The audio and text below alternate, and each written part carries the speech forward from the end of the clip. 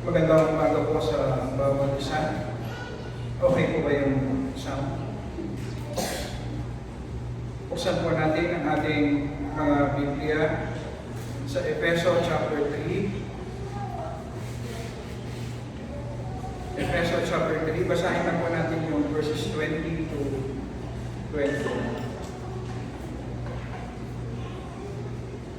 Efeso chapter 3, verses 20 to 21, basahin po natin. Pagkatapos tayo po ay tutulog sa Panginoon sa panalangin. Verse 20, ngayon, nasa Kanya na makakagawa ng higit na sagana kaysa lahat ng ating hinihingi o iniisip ayon sa kapangyarihang gumagawa sa atin. Sumakanya nawa ang kaluwalhatian sa Iglesia kay Kristo Jesus sa lahat ng mga salin lahi magpakailanman. Amen. Tayo po ay manalangin. Kinikilala po namin, Panginoon, aming Ama na nasa langit, na hindi sapat ang aming karunungan at kaalaman upang maunawaan namin ang iyong mga salita, maisa pamuhay namin ang mga ito. Ito ay kilos ng iyong Holy Spirit sa amin, Panginoon. Alam po namin na hindi kami deserving at hindi kami pwedeng mag-demand sa iyo, Panginoon, dahil kami nakatayo lamang sa platform ng iyong biyaya.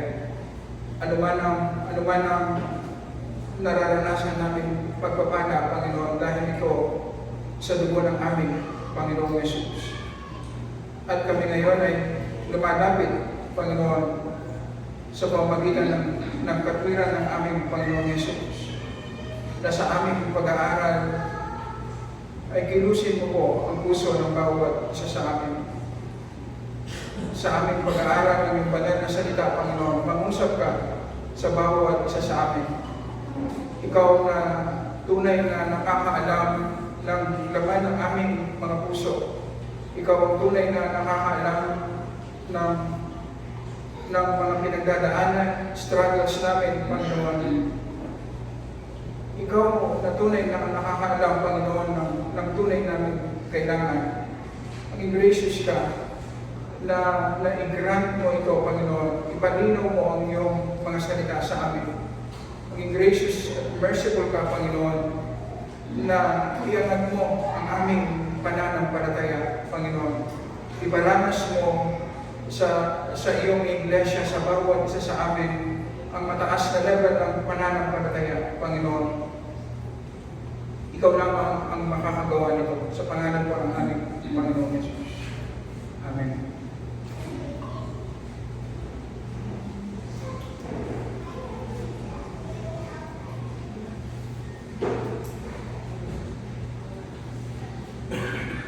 Nasa huling yugto na po tayo ng ating pag-aaral ng dakilang panalangin po ni Apostol Pablo para sa mga Ephesians, kung saan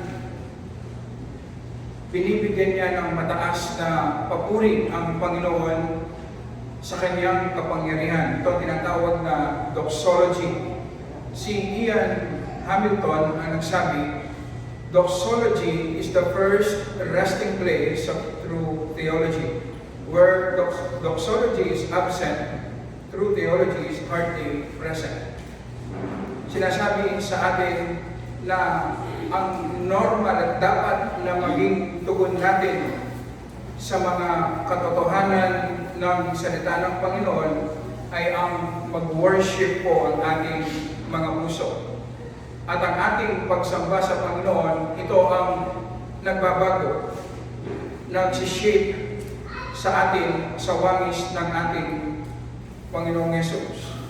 At ang sabi pa ni Hamilton, bago natin i-defend ang gospel of grace laban sa maling katuruan, mag-worship muna tayo. I-enjoy muna natin ang gospel of grace na ito. Ito ang madalas na namimiss natin, tayong mga mananampalataya, ang i-enjoy at i-worship natin ang Panginoon sa kanyang pagliligtas sa atin na makasalanan. Ito ang reason kung bakit napakaraming distortions sa ating mga buhay.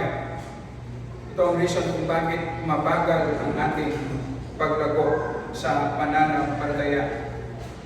Pagkatapos idalangin ni Apostol Pablo na maranasan ng mga Ephesians ang kapangyarihan ng Holy Spirit sa kanilang inner being, manahan ng permanente ang Panginoong Yesus sa kanilang mga puso, maranasan nila ang pag-ibig ni Yesus at mapuno sila ng kapuspusan ng Diyos, hindi mapigilan ni Apostol Pablo ang kanyang sarili na magpuri sa Panginoon sa mga matataas na spiritual na karanasan na pwedeng maranasan ng isang mananampalataya.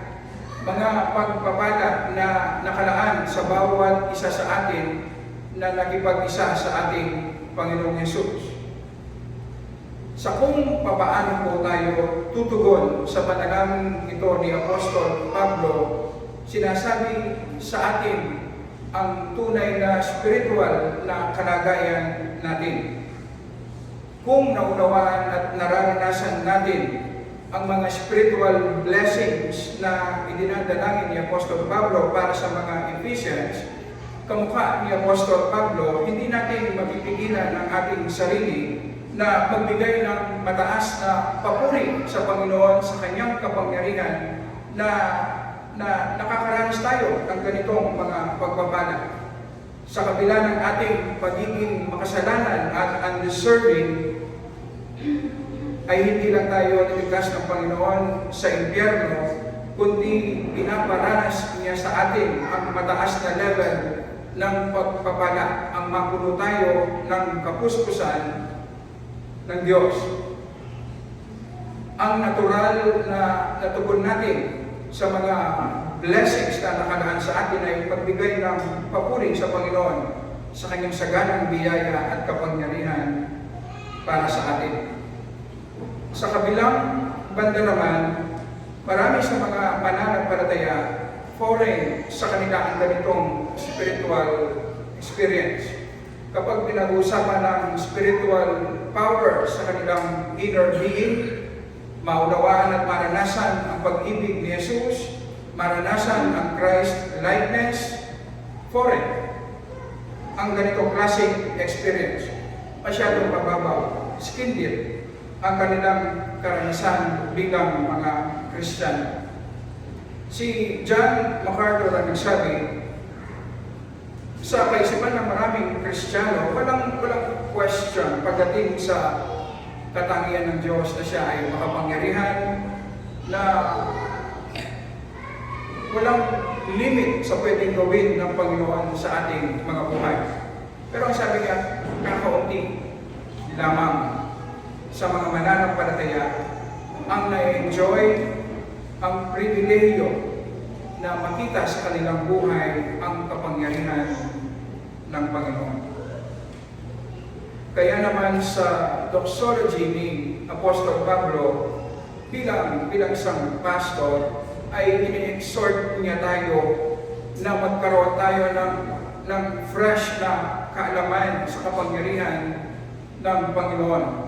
Na ang Panginoon hindi lang siya able, kundi willing din siya na iparanas sa atin ang mataas na level ng spiritual maturity, ang mapuno ng kapuspusan ng Diyos. At ang pagkakaroon ng tamang kaalaman sa kapangyarihan ng Panginoon, makikita po natin yan sa ating commitment sa word and prayer at ang pagsisikap nating masunod ang kalooban ng Panginoon bilang isang iglesia at individually bilang mga mananampalataya. Ito ang mga piniling instrumento ng Panginoon bilang daluyan ng kanyang kapangyarihan. Ang buhay nating mga Kristiyano, kung titingnan natin, napakaraming aspeto at komplikado ang buhay Kristiyano. napakadali para sa atin ang maligaw, makaranas ng imbalance sa ating buhay. Posible tama ang ginagawa natin sa isang aspeto ng ating buhay, pero napapabayaan naman natin ang iba. Tama ang ginagawa natin sa ministry, pero napapabayaan natin ang ating pamilya. Tama ang ginagawa natin sa ating work, pero napapabayaan natin ang ating sariling spiritual life. Napakarami ang dapat pag-aralan. Napakarami ang mga kautusan ng Panginoon na dapat natin malaman at masunod. Napakaraming aspeto ng ating buhay na kailangan maging matapat tayong katiwala. Pero alam niyo po ba, pwede natin gawing simple ang buhay natin bilang mga Christian kung iset natin ang tamang priority sa ating buhay na araw-araw i-commit natin ang ating sarili sa ating devotion sa word and prayer at magsikap tayong sundin ang kalooban ng Panginoon dahil ayaw natin mag-grieve ang Panginoon na nagligtas sa atin. Makikita po natin na sa lahat ng aspeto ng ating buhay ay magkakaroon ng kaayusan. Magkakaroon ng kasagutan ang lahat ng problema na pinagdaraanan po natin. Sa napakaraming dapat gawin natin sa mundong ito, iuna natin araw-araw ang ating devotion sa word and prayer. Sa napakaraming kautusan na dapat nating alamin at sundin, bakit hindi tayo magsikap na sundin at ipamuhay yung mga kautusan na alam na natin? Habang nagiging matapat tayo araw-araw sa word and prayer, sa pagsisikap natin na masunod ang kalooban ng Panginoon, paunti-unti lumalakas ang spiritual power within sa ating buhay. At mararanasan natin na paunti-unti ay lumilinaw sa atin ang salita ng Panginoon. Nagkakaroon ng bagong insights, lumilinaw sa atin ang kahulugan ng salita ng Panginoon at nagiging marundog ang ating panalangin. At mas lalong lumalakas ngayon ang ating power sa pagsunod sa mga kautusan ng Panginoon. Hanggang sa pataas ang level ng control ng Triune God sa ating buhay.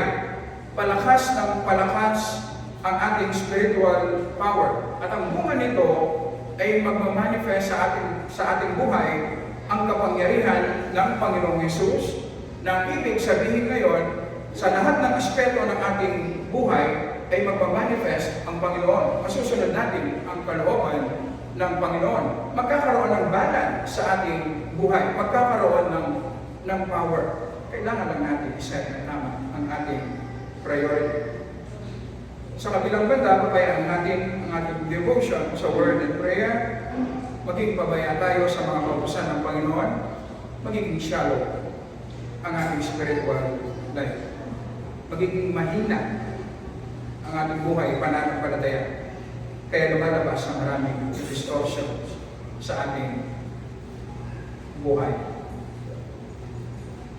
Maliban sa purihin ang Panginoon, ang isa pang layunin ni Pablo ay ipakita sa atin ang kapangyarihan ng Panginoon upang patunayan sa atin na posible na sa isang ordinaryong mananampalataya ay maranasan niya ang mataas na level ng maturity na ito ang idinadalangin ni Apostol Pablo para sa mga Ephesians at para sa atin.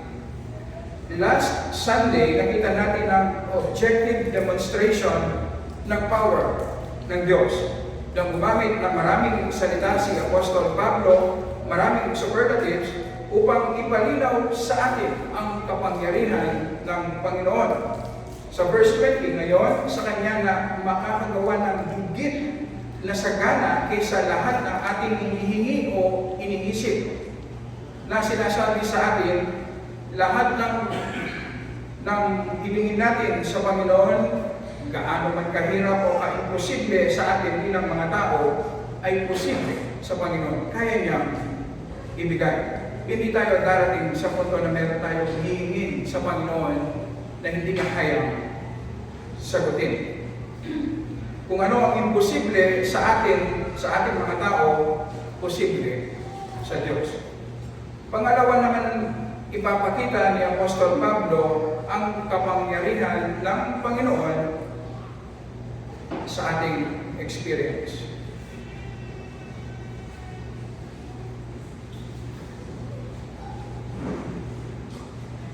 Ngayon, sa kanya na pakakagawa ng higit na sagana kaysa lahat ng ating hinihingi o iniisip, ituloy natin ayon sa kapangyarihang gumagawa sa atin. Ang kapangyarihan ng Panginoon na tinutukoy ni Pablo ay hindi po puro akademiko, teorya lamang. Hindi ito malayo sa atin.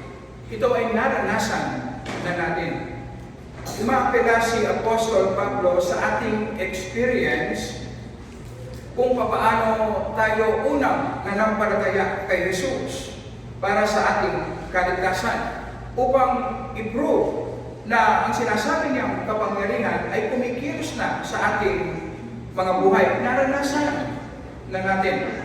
Sa Efeso chapter 2, verses 1 to 5, basahin ko po at pakinggan po natin.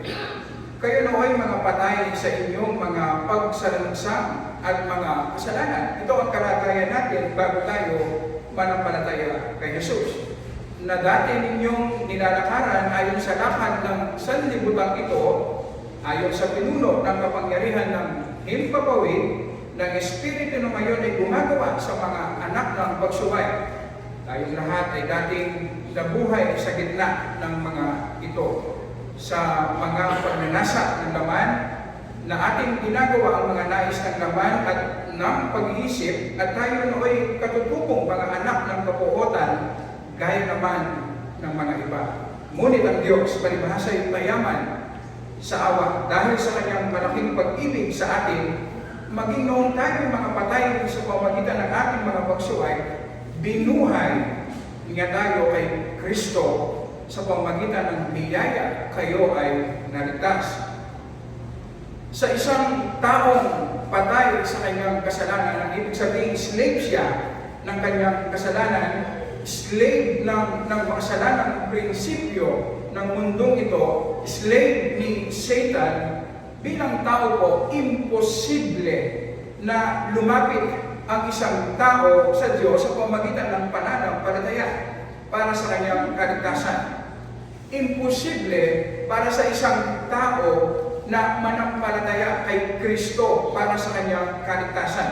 Ang kailangan nating maranasan ay ang kapangyarihan ng Diyos na bigyan niya tayo ng bagong spiritual life upang magkaroon tayo ng power na lumapit sa Panginoon sa pamamagitan ng pagsisisi ng ating kasalanan at pananampalataya kay Jesus para sa ating kaligtasan. Ito ang naranasan natin. Tayong mga mananampalataya, naranasan natin ang kapangyarihan ng Panginoon. Ang simpleng sinasabi ni Apostol Pablo ay ang ating paglapit kay Jesus para sa ating kaligtasan ay isang patunay na kumikilos sa ating mga buhay ang kapangyarihan ng Diyos. Diba, ganyan din ang karanasan ni Apostol Pablo na dati siya po ay isang Pariseo, masigasig sa pag-uusig at pagpatay sa mga Kristiyano noon. Pero nung siya ay nanampalataya kay Jesus, ang dating kumakalaban sa Kristyanismo ang siyang naging masigasig ngayon sa pagpapahayag ng mabuting balita sa mga hentil. Ang dating umuusig ay siya ngayon ang inuusig dahil sa kanyang pananampalataya kay Jesus. Ang daming explanation. Naranasan niya ang kapangyarihan ng Panginoon. Ngayon natin maunawaan kung gaano kabigat ang implikasyon ng altar call na ginagawa ng maraming professing evangelical churches. Na kung gusto mong manampalataya kay Jesus, itaas mo lang ang iyong kamay. Lumapit ka lang sa harap o sumunod ka lang sa panalangin, ikaw ay maniligtas. Hindi lamang ito magbubunga ng false converts, kundi bibigyan tayo ng kaisipan na tayo mga tao, kaya natin ilapit ang ating sarili sa Panginoon. Nang ibig sabihin din, kaya din natin ipamuhay ang ating pananampalataya sa pamamagitan ng ating sarili kalakasan. Kabaliktaran ang sinasabi ng Biblia ni Apostol Pablo. Ginagamit na patunay ni Apostol Pablo ang ating pananampalataya kay Jesus bilang patunay na naranasan na natin ang kapangyarihan ng Diyos. Ang kapangyarihan ng Diyos na bumuhay kay Jesus mula sa mga patay. Ang purpose niya ay upang encourage tayo na patuloy na magtiwala sa Panginoon sa kanyang layunin para sa ating buhay. Kung ikaw ay nandito at walang saving relationship kay Jesus, kailangan mong maunawaan na hindi mo kayang iligtas ang iyong sarili. Hindi mo kayang ilapit ang iyong sarili kay Jesus para sa iyong kaligtasan. Sinasabi ng Bible na ikaw ay patay sa iyong kasalanan.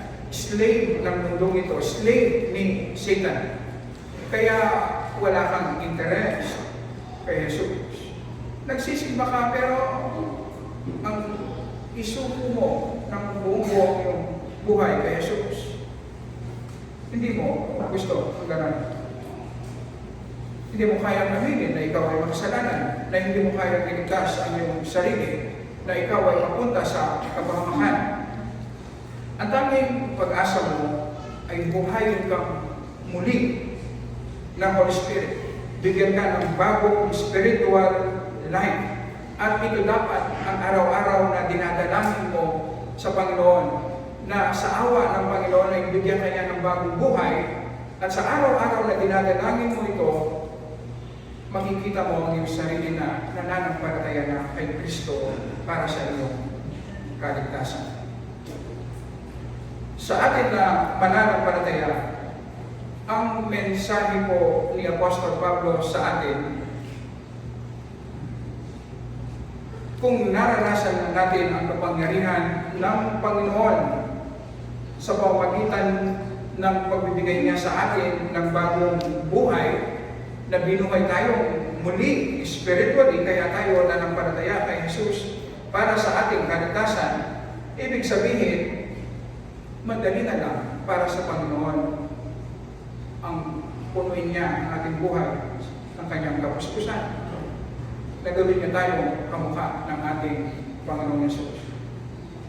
Kung ang Panginoong Yesus ay nananahan na sa ating mga puso sa pamamagitan ng Holy Spirit, hindi ba madali na lang na manahan siya ng permanente at komportable sa ating mga puso? Kung naunawaan niya natin at naranasan na natin ang basic na pag-ibig ni Jesus nung tayo ay nanampalataya para sa ating kaligtasan, hindi ba madali na lang para sa Panginoon ang iparanas niya sa atin ang malalim na pag-ibig ni Jesus? Kung ma-remind lang tayo sa kung ano na ang naranasan na natin sa kapangyarihan ng Panginoon, magkakaroon tayo ng lakas ng loob at tamang pananaw na harapin ang mga kasalukuyang suliranin natin sa ating buhay pananampalataya.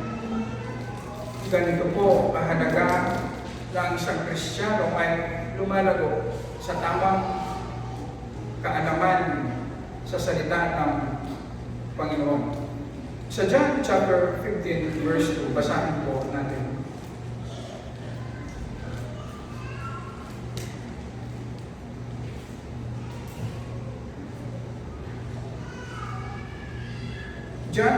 15 verse 2. Ang bawat sanga sa akin na hindi nagbubunga ay inaalis niya. Ito yung mga false converts, hindi tunay na mananampalataya.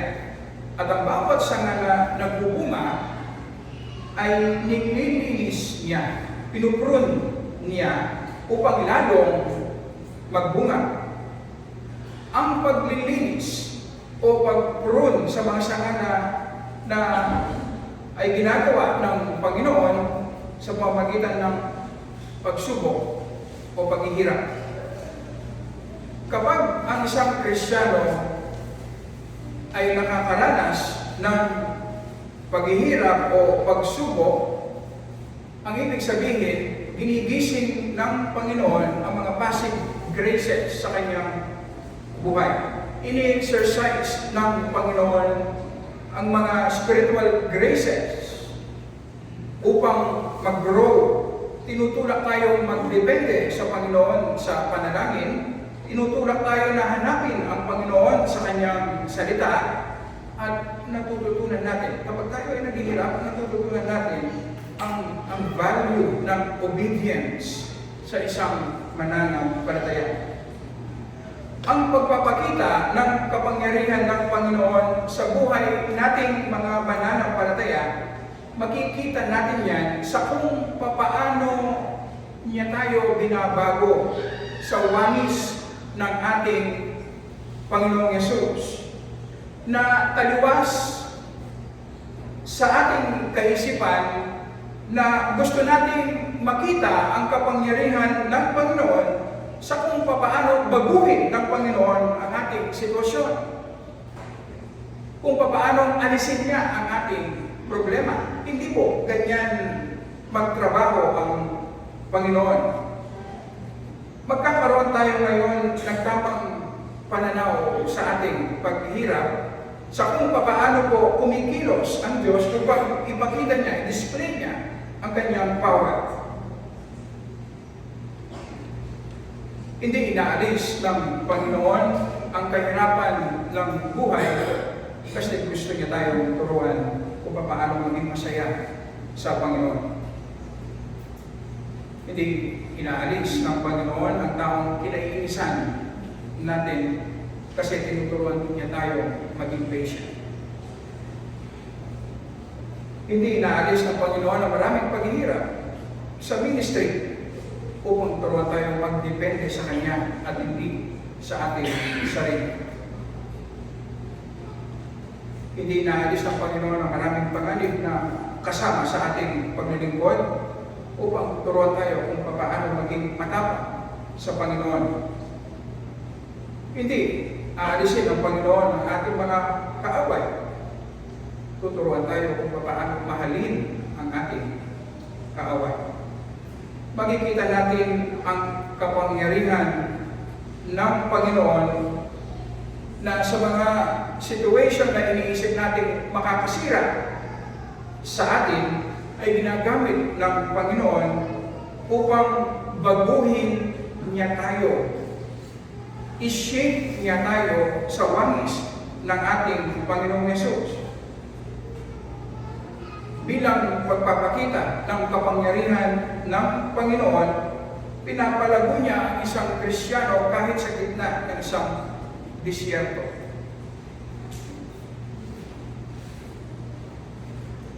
Ang malinaw na sinasabi sa atin, hindi ang ating situation ang gustong baguhin ng Panginoon. Sa susunod na buhay pa lang mangyayari na ang ating wala na tayong problema paghihirap sa mundong ito. Ang gustong baguhin ng Panginoon ay tayo. At ito ang paraan na ipinangako ng Panginoon na mararanasan natin ang kanyang kapangyarihan. Na sinasabi sa atin na tuwing dumadaan tayo sa pagsubok, una nating pagsikapan na mag-grow ang mga graces sa ating buhay. Bago nating pag-isipan na baguhin yung situation natin. I-align natin ang kaparaanan natin sa kaparaanan ng Panginoon kung papaano niya ipakita, i-display ang kanyang kapangyarihan, na pagsikapan natin na ma-overcome ang mga paghihirap, ang mga problema natin sa pamamagitan ng paglago ng mga Christian graces sa ating buhay. Dahil ito ang layunin ng Panginoon na i-shape tayo sa wangis ng ating Panginoong Yesus. Hindi na nagiging burden sa atin ng ating kaaway, hindi naman siya umalis, pero hindi na siya nagiging burden sa atin kasi tinuruan tayo ng Panginoon na mahalin ang ating kaaway. Hindi na tayo nagko-complain at nag-worry na mahirap ang buhay, hindi naman tayo lumaban. Tinuruan lang tayo ng Panginoon na maging masaya sa Kanya, maging kontento. Hindi na tayo nahihirapan na sumunod sa mga kautusan ng Diyos. Hindi naman nagbago ang mga kautusan ng Diyos. Nararanasan lang natin ang power ng Panginoon sa ating buhay. Dati, mapili ka sa kung ano ang gusto mong gawin para sa Panginoon. Ngayon, kahit ano, ang importante ikaw ay naglilingkod, gaano man kahirap. Wala namang ginagawa ang Panginoon sa ating panlabas. Ginagawa natin paglilingkod. Ano nangyari? Naging servant lang tayo.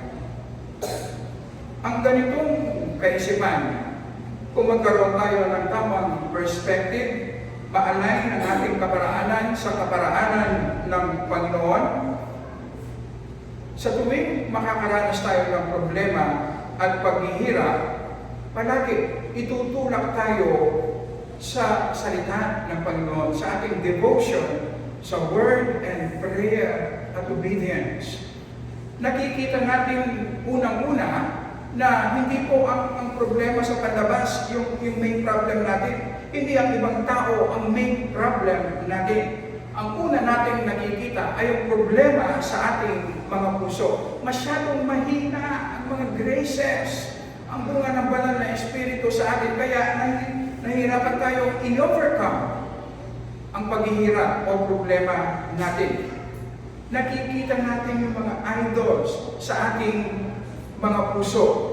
Kaya, imbes na sayangin natin ang ating oras para baguhin ang ating situation, i-invest natin ngayon ang ating oras sa pag-aaral ng salita ng Panginoon, sa pag-examine ng ating sariling puso. Merong malaking problema sa ating puso, merong mga idols na hindi natin nakikita, na ipinapakita ng Panginoon sa atin, na kailangan tayong mag-repent, talikuran, at sa pamamagitan ng pananampalataya, makita natin ang gospel na ang ating value, ang pag-ibig ng Panginoon, makikita natin sa cross.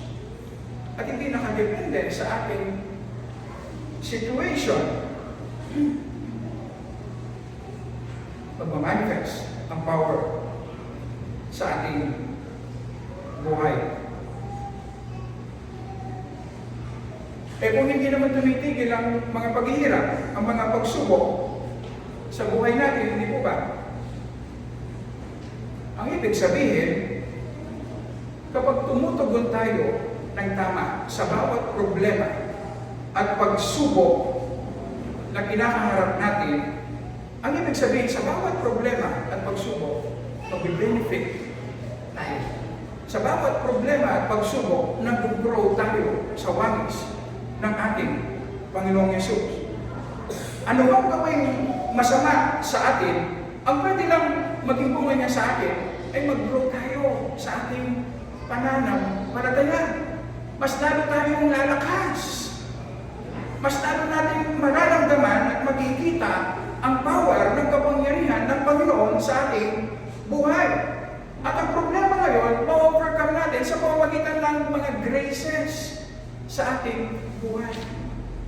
At ito, ang kaparaanan ng Panginoon upang i-display niya ang kanyang power sa ating buhay. Hindi ang baguhin ang ating situation dahil kailanman hindi magiging perfecto ang buhay natin sa mundo ito dahil nga nabubuhay tayo sa mundong nahulog sa kasalanan at napapaligiran tayo ng mga makasalanang tao. Imposibleng maging maayos sa ating situation.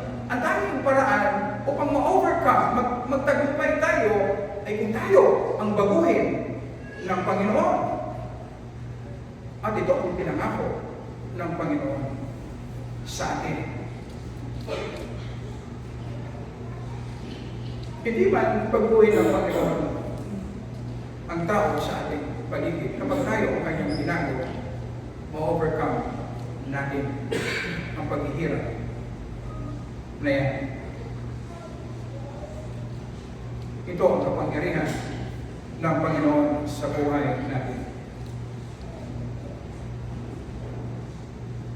Na kaya gawin lang ng problema, paghihirap o kasalanan sa ating buhay ay gawin niya tayong kamukha ng ating Panginoon Jesus. Ito ay bunga ng tagumpay na nakamit ng ating Panginoong Jesus sa krus. Sa pamamagitan ng kanyang kamatayan, nagapi niya si Satan. Nagapi niya ang kamatayan. Nagapi niya ang kasalanan. Upang tayong mga nakipag-isa kay Jesus, sa tuwing tumutugon tayo ng tama sa bawat paghihirap at problema at kasalanan ng ibang tao sa atin, imbes na tayo ay masira, mas lalo tayo lalakas. Mas lalo tayong mag-grow sa wings ng ating Panginoon Jesus. Ito ang pangako ng Panginoon na sa kanyang kapangyarihan babaguhin ng Panginoon. Hindi ang ating situation, hindi ang ibang tao. Tayo ang kanyang babaguhin. Mararanasan natin ang kapangyarihan ng Panginoon. Tayo po ay manalangin. Nagpapasalamat po kami, Panginoon, sa iyong mga salita na nagbibigay po ng kalinawan sa aming mga puso kay isipan. Nakikita namin malinaw, Panginoon, ang ignorance namin sa iyong kaparahanan sa kung paano mo ipakita at iparanas sa amin ang iyong kapangyarihan. Humihingi kami ng tawad, Panginoon. Pinipilit namin ang aming sariling kaparaanan, kaya nahihirapan kami, Panginoon, kaya hindi namin nararanasan ang tunay na power sa aming mga buhay. Maging gracious ka, Panginoon, na bago namin makita ang kasalanan sa iba, ang problema sa iba, ang problema sa aming mga puso, ang mga kasalanan sa aming mga puso, ang una namin makita at pagtuunan namin ng maraming oras, pansin, Panginoon. Dahil ito ang nagpapabigat sa amin. Ito ang nagdudulot ng misery sa amin, Panginoon. Ito ang nagpapahina sa amin. Maging gracious ka, nabigyan mo kami ng light na makita ang aming mga puso, aming mga idols, at bigyan mo kami ng strength na tumalikod sa aming mga kasalanan. At bigyan mo kami ng pananampalataya na makita ng malinaw ang aming Panginoong Jesus. Kung saan pinakita mo sa amin kung gaano kami kahalaga sa iyo, ang iyong pag-ibig na hindi nagbabago, ang iyong acceptance sa amin sa kabila ng aming pagiging makasalanan. Ang Holy Spirit mo lang, Panginoon, ang makakagawa nito sa amin. Dalangin po namin na ito ang gusto mong gawin at ipinangako sa amin. Gusto mong iparanas sa amin ang iyong kapangyarihan.